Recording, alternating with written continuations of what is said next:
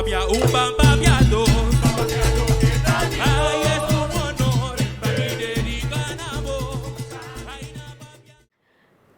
Me da hope contento quando se chega aqui na e ponto aqui caminho estudante na que mês por desfrutar do resultado de nosso trabalho, de nosso esforço, de nosso sacrifício. E estava importante para mim para transmitir a importância de criar coisas, de carga o idioma, de valorar o idioma. Como vai vir tanto, vai estar esnan com a carga e seguir propaganda papiamento.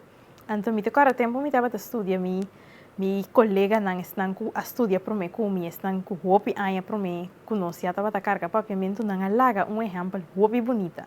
Para sobre não esforço, não dedicação a pôr papiamento caminho de tá no momento aqui.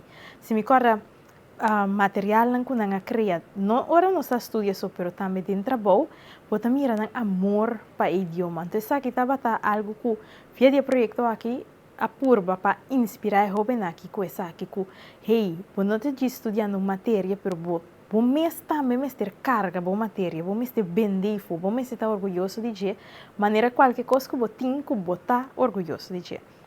Pois me está muito agradecido também na Principal na Culture Funds Caribe Servit e também outro patrocinador que a Soro que nos por a que é produto que o jovem aqui cria, se está atrás no computador ou usando no telefone, é produto aqui que põe no nível hopi mais alto.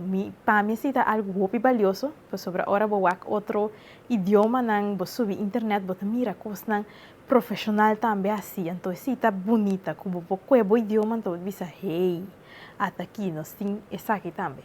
Pois, me está confia que é aporte na comunidade, em sua totalidade, mas também ensinando na turco não arranha papiamento de forma aqui, também por sinha e regra de ortografia.